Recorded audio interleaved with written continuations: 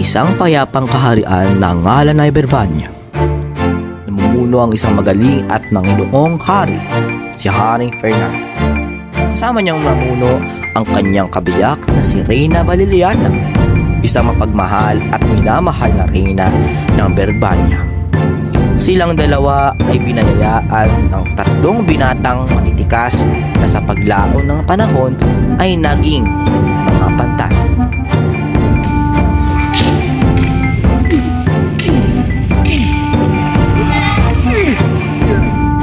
Galing mo na, kapatid.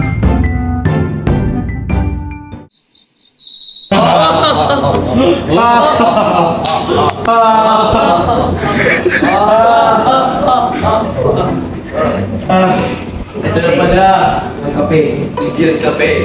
Yan ay tsaa. Akin ba ni? Akin. Maraming salamat. Maraming salamat. Maraming salamat. Maaari ka na umalis. Nga pala, Ama. Sino nga pala ang susunod na magiging hari ng Berbanya? Pinag-iisipan ko pa na Pedro. Kung ako sa'yo, Ama, ako na lamang yung gawing hari. Gesa naman kay Don Juan, na napakabata pa. Kukontra ako dyan, Ama. Ako dapat ang maging hari ng Berbanya. Anak, Diego, sabi ko, pinag-iisipan ko pa. Hindi po pwede yan. Huwag ka muna masyadong masabik, lalo't hindi pa panahon o pa maging hari. At huwag ka ding maging sigurado na ikaw ang magiging hari ng Berbanya.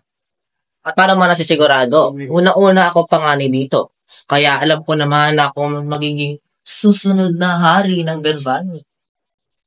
Di porkit ko pangalan sa pamilya ito. Ikaw palagi ang masusunod! Sige na kayo! Sinabi ko, pinag-iisipan ko pa. Kuminahon ka. Ayoko na! Don Juan! Don Juan! Huwag yan! Anak ko yan! Huwag yan sasaktan! Ama! Ama! Mga kapatid! Mahakuli ng Ama! Bawal ka na magagamat, bilisan mo! Ama!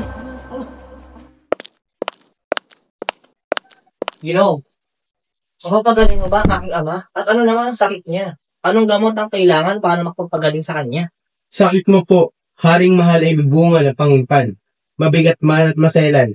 May mabisang gamutan. May isang ibon na pangalan ay Adarna. Pag ito'y narinig mong kumanta, ang sakit mo ay mawawala. Ito ay tumatangan sa bundukang Tabor, kung saan makikita ang Piedras Platas. Ang puno ng tirahan ng ibong Adarna. Teka, ibon ang makapagpagaling sa aking ama? Ano, kakatayin yung ibon? Hindi.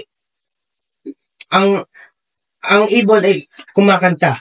Nakapagpagaling siya gamit ang kanyang kanta. Bakit kailangan ibong Adarna pa ang makapagpagaling sa kanya? Hindi ba pwedeng mga simpleng gamot na lang?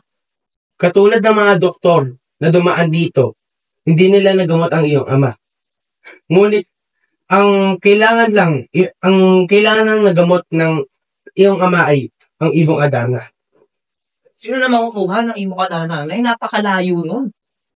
Anak, Pedro, ikaw na ang bahala. Hunin mo ang ibong Adarna nang ako'y gumaling na. At makapanguno na sa kaharian ng Berbanya. At huwag kang gagamit ng kabayo. At bakit naman di ako gamit ng kabayo, ama? Ay, napakalayo ng buntong na iyon. Basta, Sige, ama. Pangako yan. Dadaling ko yung ibong Adarna nang gumaling ka na. Promise, I swear. mag-ingat ka, anak. Mag-ingat ka, Pedro. At isinubuhay ni Don Pedro ang utos ng kanyang ama. Hinamit tapatin ang kanyang kabayo. Ano ba yan? Kung kailan maglalakbay ako, tsaka ba namatay kabayo ko? Napakamalas na naman. Anong buhay to?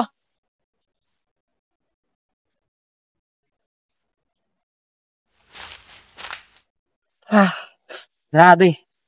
Ito ang dami pa yung naglakbay ko ito, pinakamahirap. Piedras Platas.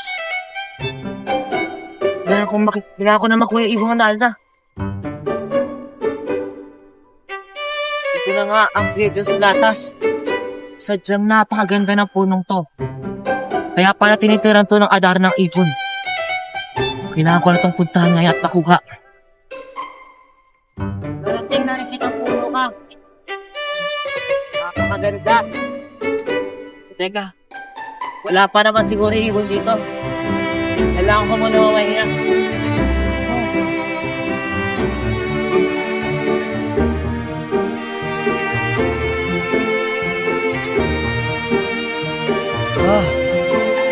Nakapagpahinga rin. Tingnan na sa labay ibong adar na napakatagal.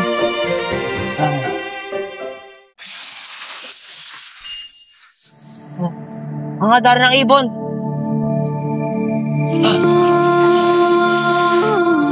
Ang ganda ng boses mo.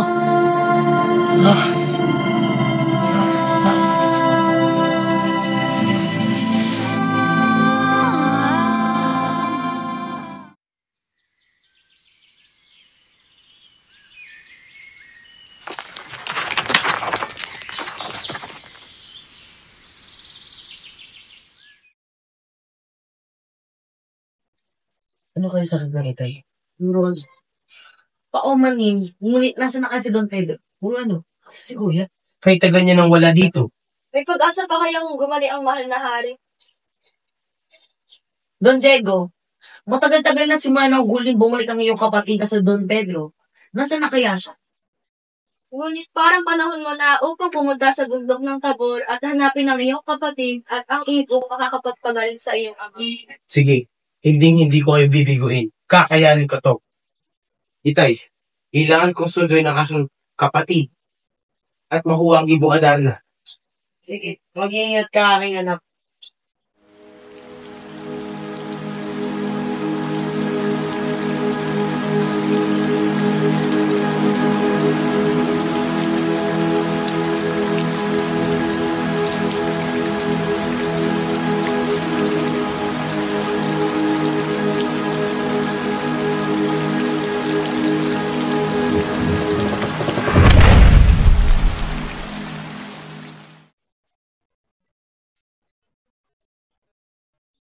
Nasa ng mahiwagang puno o ang Piedras Latas. Ano pa ang laking hiwaga? Punong ganda'y nakakaakit sa mata. Ngunit, lumalalim na ang dilim. Ako'y magpapahinga muna.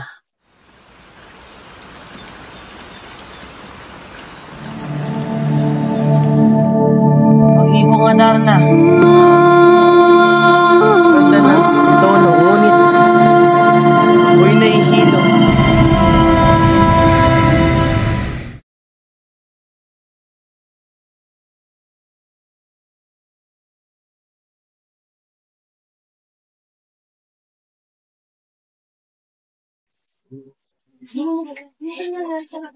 Mahal ko, ano pa sama ang pakiramdam ko sa nangyari sa ating dalawang anak?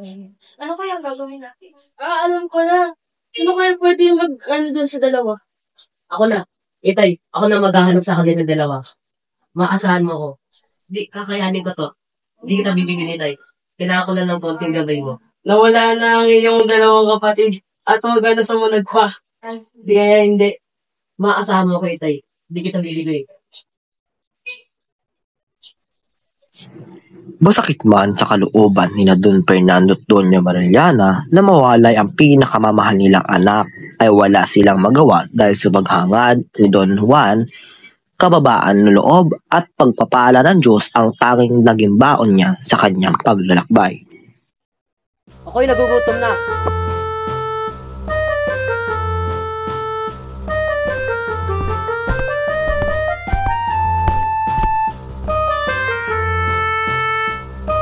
Bundok Tabor.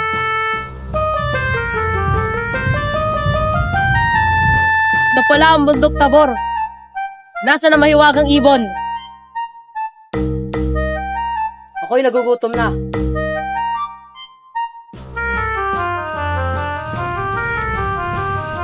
Pakiusap naman po. Pakitulungan mo naman ako. Ako'y gutom na gutom na. Ito, tinapay po. Baon po saan sa paglalakbay ito. Salamat! Ano po ba ang aking ipalilingkod ko sa iyo? Saan ko po mahanap ang ibong Adarna? Pagdating mo sa puno ng Piedras Platas, ika'y pumunta sa isang dampang maliit.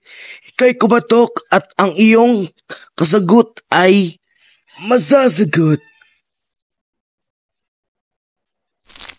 Ako'y may isang pangbilin. Isa puso mo ang pag-iingat upang ika'y isiti maging isang buhay na bato.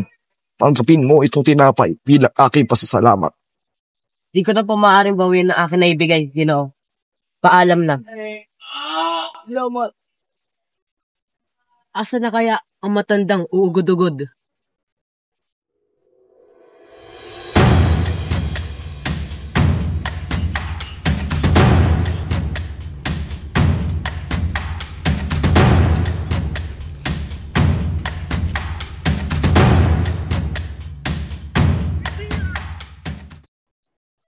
Halina't tumuli ka. Ano ba ang may paglikod ko sa'yo? Ang aking ama po ay may sakit at ang tanging lunas sa kanya ay ang ibong Adarna. Don Juan, wala pang engkanto ang nakakatalo sa may ibong Adarna. Ang punong kahoy na makinang na iyon ang nararan ay doon nga namamahay ang ibong Adarna.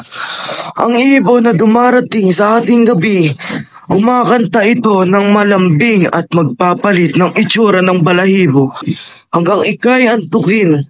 Bawat kantang pakinggang ang tulad mo ay sugatan. Sa kaagad mong pigilan ng dayop ang hayo, hiwang laman.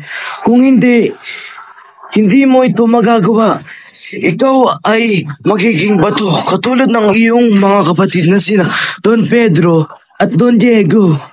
Dalin mo rin ito, gintong sintas, itali mo pagkahawak sa ibong Adarna. Don Juan, tanggapin mo tong kagamitang ito. Ito ang mga kagamitang para makuha mo ang ibong Adarna sa may Piedras Platas sa bundok Tabor. Ikaw ba ang Diyos ng mga sikreto? Ikaw ba'y anak ni Jesus na makapangyarihan? Shhh, manahimik ka na. Ika'y humayoy na at oras na para kunin mo ang ibong Adarna. Sige po, maraming salamat po.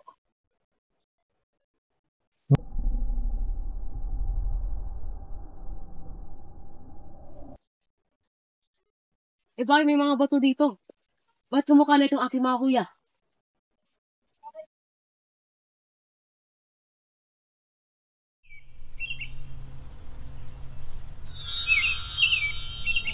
Ang ibong Adarna!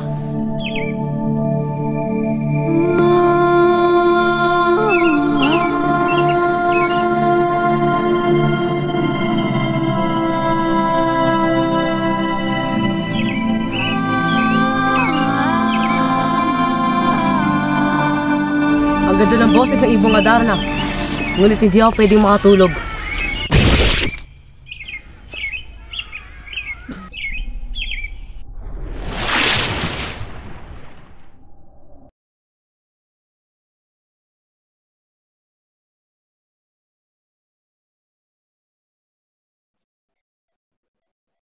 Juan, maraming salamat nga pala muli.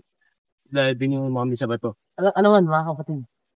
Tara na, matay na. Tara.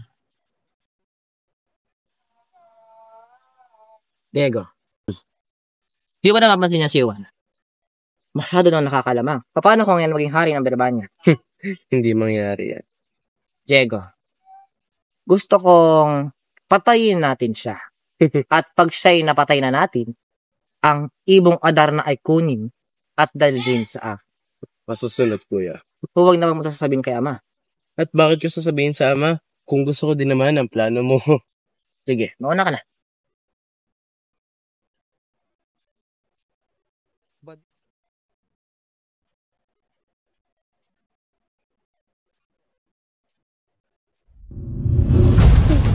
Uy, ano yun? Sumusobra ka na! Teka, Diego, malma ka. What? Katapusan mo na ngayon. Pasensya. Ano ginawa ko, kuya? Pasensya. Gano'n. Uy, kailangan ko ito gawin. Sige, tapusin mo na yan. Ako na bahala sa ibong Adarna.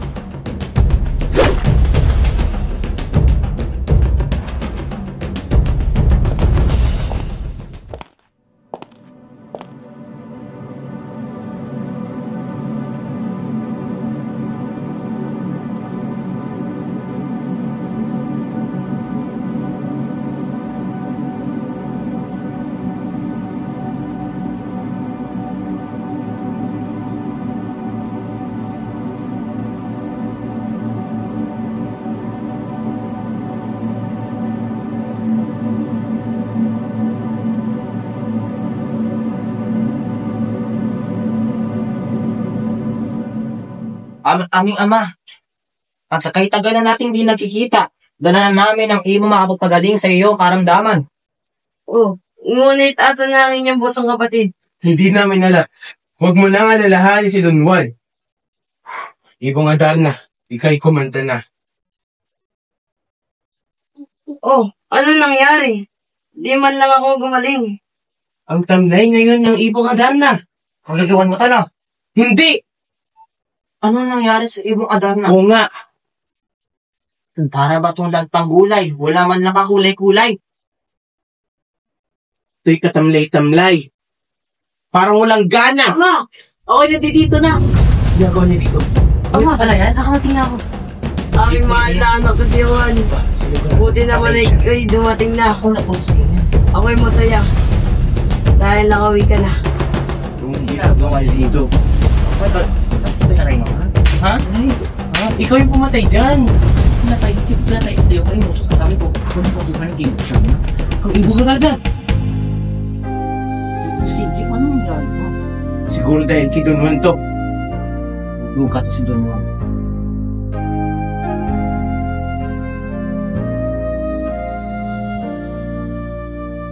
Ang sikat sa silanganan, ang hangin galing kung saan limito ay abaw, agos di man mabanlaw. Kapag nalanta na raw, lungkot mo ay mabalaw. Kapag lumuhawan, kadiliman ay harapan.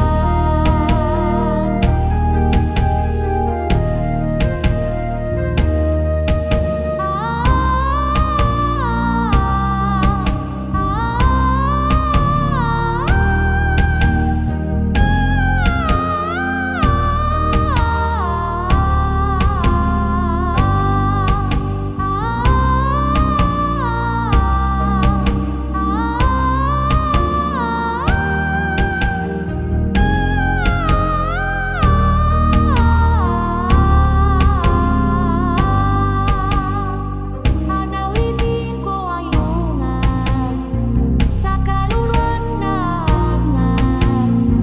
Ang tinig ko ay iyong lakas, gayon at sa hanggang wakas.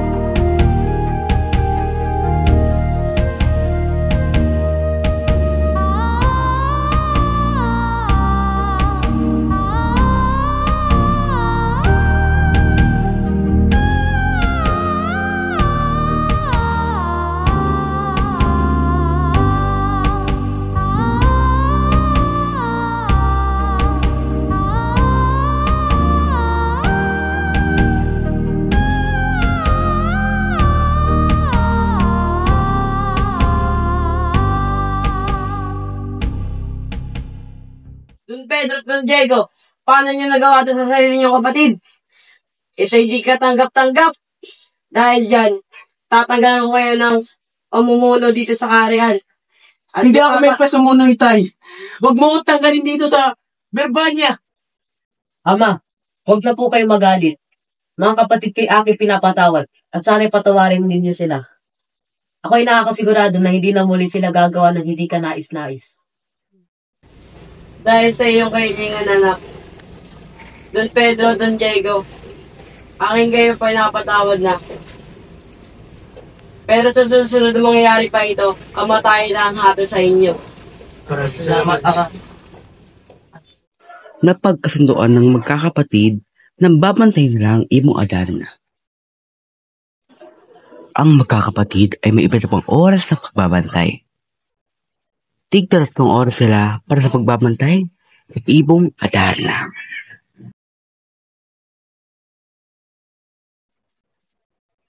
Diego, halika sabay tayo magbantay nitong ibong Adarna. Gisingin mo si Don Juan. Pagdating dito, iwanan mo at huwag na wag mong hakalinhan. Paano naman siya tatanod ng makalawa? Don Diego, huwag kang mag-alala. May maganda akong plano.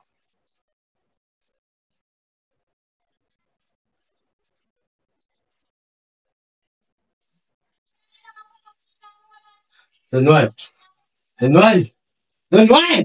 Ano ba yun? Ikaw na! Eh, wala pala. Kahit tagal gumising. Ako, ang sarap ng tulog ko kagabi. Papahinga ka muna ako.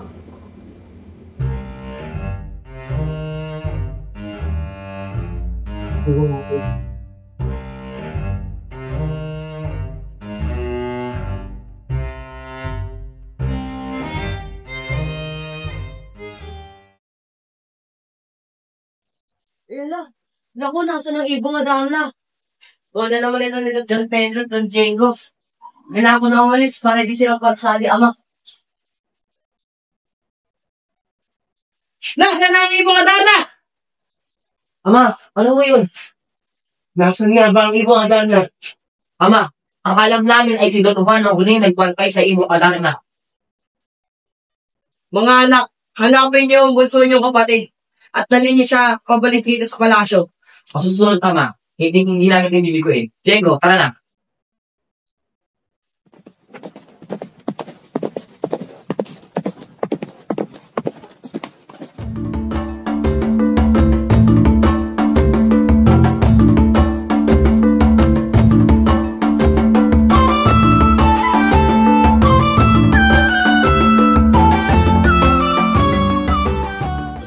Tagpuan ni Don Pedro at Don Diego si Don Juan sa kabundukan ng Armenia. Ngunit nagpasya sila na huwag na bumalik ng Karaan Berbania.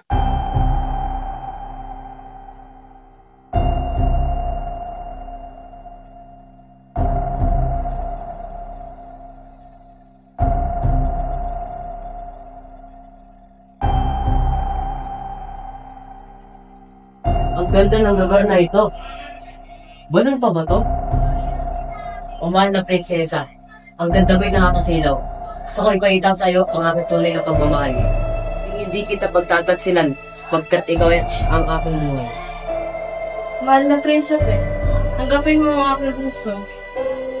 Mahal na prinsipe, meron nagbabantay sa akin ng higante. Kailangan mo siya matalo para ako magpapay sa'yo. Kung gayon, gagawin ko ang lahat para sa iyo.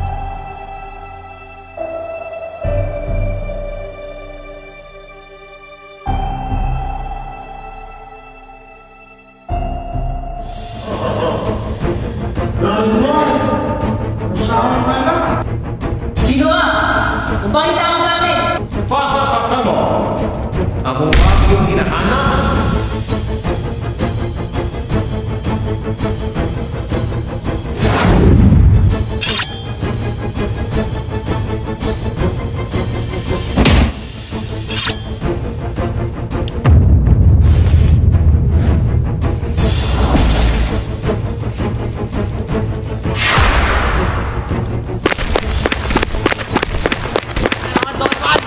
Katapusan mo na! Katapusan mo na! Katapusan mo na!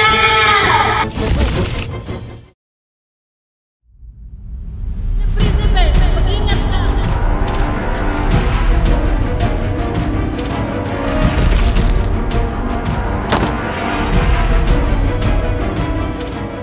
Tinatapos ko na ang higanting bantay. Bala kita gawin sa aking kaharian. Bago mo gawin iyan, iligtas mo muna ang aking kapatid na si Tonya Rivera sa Safiente. Para sa iyo, aking sasatuturan.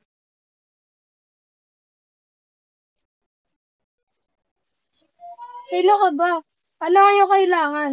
Magandang prinsesa, ako si Don Juan, ang magliligtas sa iyo sa serpente na bantay sa palangit. Ang matinong tao ang lalaban sa serpiente na nagbabantay sa akin. Kung mahal mo pa ang iyong buhay, tumakbo ka na papalayo sa palasyo ito. Serpiente! Lumabas ka na!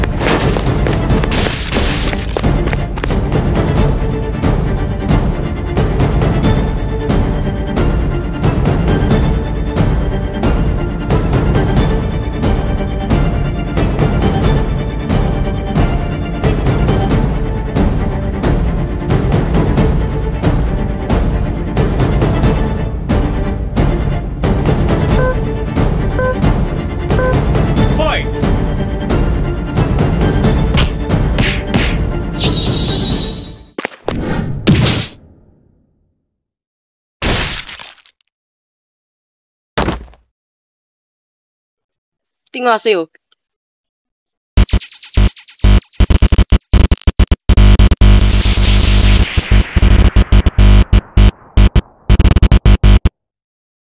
Kuya? It's a prank. Oh, what? Kuya, anong ginagawa mo dito? Anong ginagawa mo dito? Ba't ka rin dito sa bukid? May hinahanap akong serpiente. O ngayon, kamusta ka naman kapatid? Kuya? Kuya!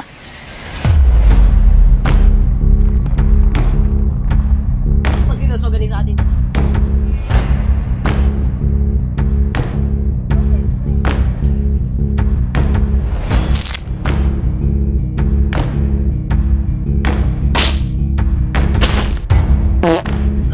Sandali!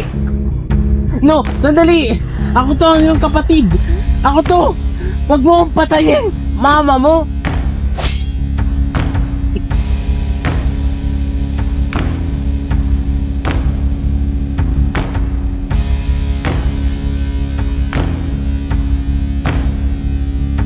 Diego. Kaplano. Bibitawan natin yung ako na. Tara na, iiwan na natin. Prinsesa, tara na!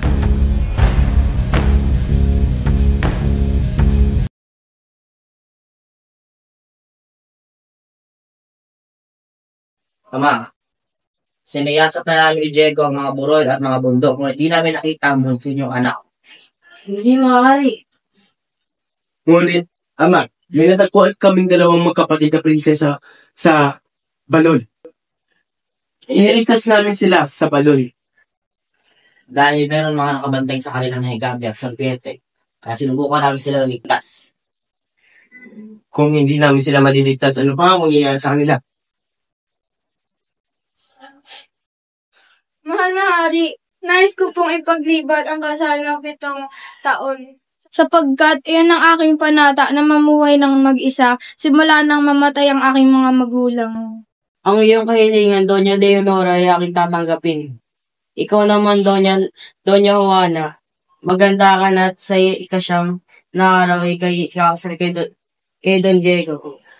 Mga kawal, ituro niyo kay Doña Leonora at Doña Juana ang silid na tinirhan nila.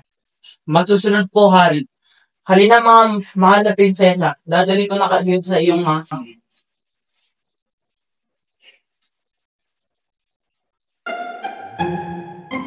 Leonora, aking iliw. Pakiusap. Buksan mo ang pinto.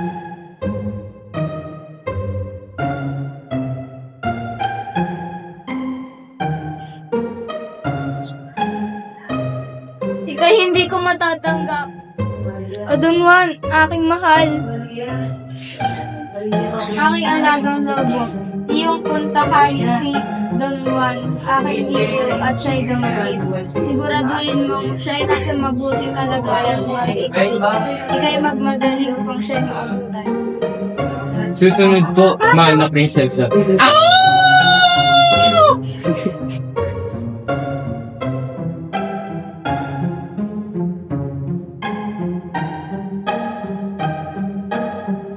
Salamat, mahal na lobo. Maraming salamat muli, mahal na lobo. Walang anuman po, mahal na prinsesa. Habang naglalakbay si Don Juan, pabalik ng Berbania, ipong Aldara naman ay siyang sumalubong sa kanya. Nagsasabing, pumunta ka na kaharian ng Cristales. Andun ang iyong minamahal. Lumapit lamang sa ermitanyo upang malaman ang direksyon papuntang kaharian ng Cristales. Dayuan mo ako. Umalis ka dito. Di ako tumatanggap ng estranghero. Ginoo, ibibigay na mga sulat. Ako'y nagagalang ng aking nakita ang baro na ito. Patawad sa aking inasal. Ano po ba ang may palilingkod ko sa iyo? Marangal na Ginoo, saan ko po ba matatagpuan ang Reina de los Cristales? Ang kaharian na walang kasing ganda. Kaibigan Aguila, maaari mo bang dalhin ang ating kaibigan sa Reino de los Cristales?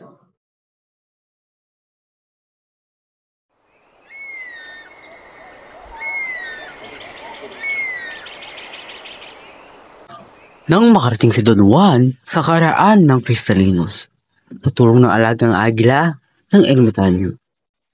Unang pagkakita ni Don Juan kay Doña Maria Blanca, inabihag na ang kanyang puso. Nang pagligo ng marikit na prinsesa, agad niyang ginuha ang damit ito at niyakap na wari isang sanggol. Nahuli ni Maria si Don Juan, ngunit ito'y pinatawad at pinasyal sa karean. Ay, ganda talaga ng aking kaharian, ang Reino de los Cristales. Saan ka ba, Ginoo? Siyempre, ako ang namumuno dito. Ganda talaga ng aking kaharian. Aking ama, Aking minamahal na anak, kakauwi ka na pala. nandito na po ako. Ito nga po pala si Don Juan. Magandang umaga, Ginoo. Ginoo? Bakit nila? Apakarumi mo, apakabagtot. Siya po kasi ay naglakbay mula Berbanya hanggang dito. Berbanya? Anong ginagawa mo sa Berbanya? Ikaw ba isang alintin? Ako ay prinsipe po. Ikaw pala isang prinsipe? Ako. Prinsipe Don Juan, nakaharian ng Berbanya. Pepe! Pero po yun, mahal kong hari. Bigyan mo ng paayos sa sautan si Prinsipe Don Juan at ito'y iyong pagbinis. Ngayon na. Tama, Don Juan. Teka.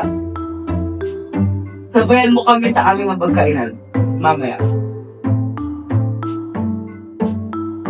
Pwede ka na ako.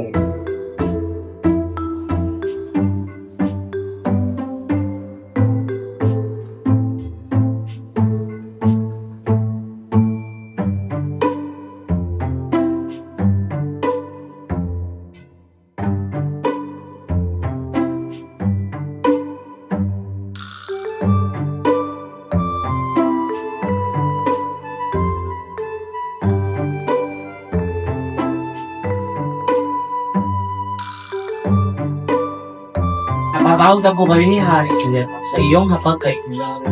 Maraming salamat po kayo. Nandiyan naman. Anak, napakaganda talaga ng maganda. Ay, hindi ko pala ang prinsipe. Kumusta naman ang inyong kaharian? Victor Juan, At isang po ang aking latay. sakit ang hari. Ano bang sadya mo dito, Prinsipe Juan? Ba't ka punta dito sa aming napakagandang kaharian? Dahil ako po ay dinala dito ng isang malaking agila sa aking misyon. At dahil ako po ay nagkakagusto sa inyong anak na babae na si Doña Maria. Pakiulit ka yung sinabi, Ginoo. Ako po ay nagkakagusto sa inyong anak, si Maria Blanca. Totoo ba to? Ginoo. Matagal-tagal na rin ang panahon ng may huling nagtangkang kunin na kami ng aking minamahal na anak. Siguro naman ay alam mo na ang mangyayari, Prinsipe Juan. Ako'y inyong hahamunin sa labanan ng talino at karunungan. Kapag ako'y nagtagumpay, ay ibibigay mo sa akin ang aking mahal na prinsesa. At kung hindi, ako'y mamamatay. Kung gayoy, ihanda mo ng iyong sarili. Sapagkat ito ang iyong unang pagsubok. Ang unang hiling. Nakikita mo naman ang aking kapaligiran. Punong-puno ng bundok. Ang aking hiling ay alisin mo ang bundok sa aking paningin. Dahil ako'y naiinitan at maayos to sa aking kaharian. Masusunod? Isa po ako, mahal na aking. Mag-ingat ka, Juan.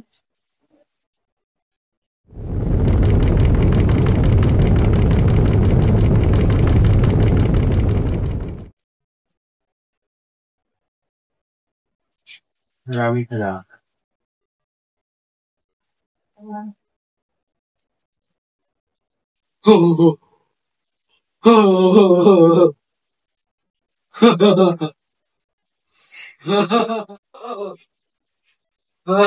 Mahal na Ari, tapos na ako sa inyo. Magaling. Naayos na ang mundo. So, ang iyong susunod na mission, Don Juan. Ang iyong pangalawang pagsubok, Prince Gawan, ay kunin mo ang mga nagrito sa Milao, dagat. Susunod, mahal-halin. Mabuti. What? Hanapin mo ko. Bao! La la la la.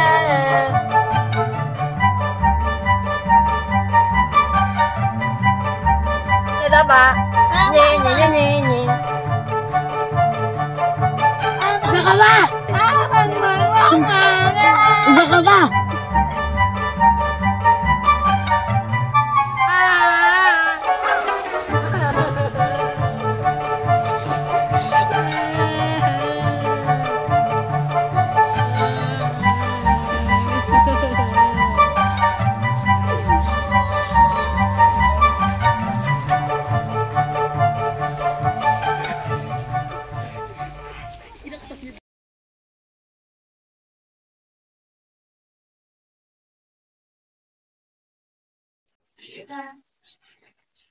Tunwal, anak ni Haring Bernardo ng Berbanya. Pinakakama ko ng totoo. Ngayon, may uli na akong pagsubok sa'yo. Nakikita mo ang tatlong silinder. Pipiliin mo kung sino ang iyong pakakasalan. Ang aking pipiliin ay ang silid sa gitna. Mariyaw lang ka.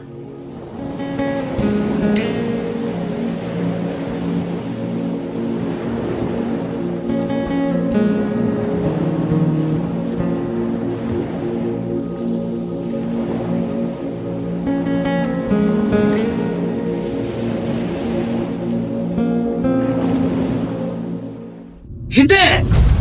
Hindi kita matatanggap sa anak ko! Tunwal, Prinsipe Juan, kung gusto mo, doon ka na sa kapatid ko. Kasing edad lang siya ni Maria. Ayaw mo? Ama, pabayaan mo na kami. Napagtagumpayanan ni Don Juan ang iyong mga hamon. Marapat lang na sundin mo ang inyong napag-usapan. Hindi! Don Juan, hindi mo maaaring kunin ang kamay ng anak ko! Pero kung di mo susundin, kamatayan ang mangyayari sa'yo! Bebe! Maria, tara na. Maria! Hindi ka nagawan! Bebe! Bakit? Kita, hindi. Buto ang mga kawan! Hindi! Masusunod, patari! Mahuli at matagpuan! Iwan!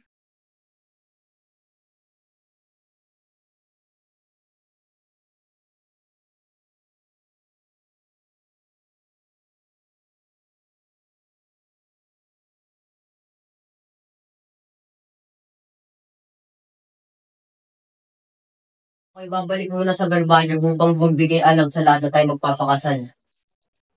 Babalikan kita at pangako hindi kita kakalimutan. Mag-ingat, pahal. Ako'y maghihintay para sa'yo. Pangako.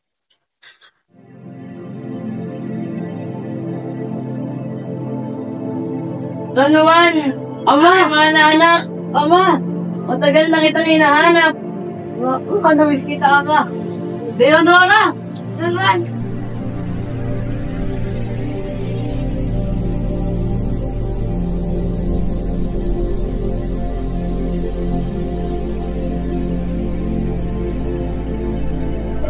Nang dahil sa sumpa ni Haring Salermo, nakalimutan ni Juan ang kanyang pangakong babalikan at papaksalan niya si Maria.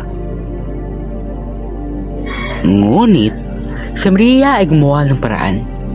Dumating ito ng widalang kalesa at ang ganda ng entablado para sa pag-iibigan nila Don Juan upang siya'y maalala. Kalaunan din ay naalala na siya ni Don Juan at tagpo siya ng magpakasal. At pinaganap na dalawang kasalan.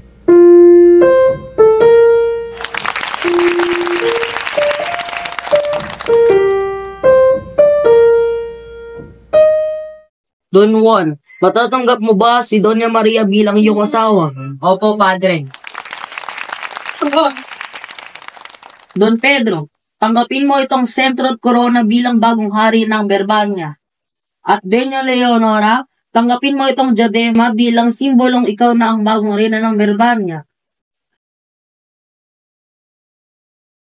Kayo, Haring Pedro at Reyna Leonora, at Don Juan at Doña Maria Blanca, simula ngayon magkagiya ka buhay at mabagkailanman. Mabuhay ang bagong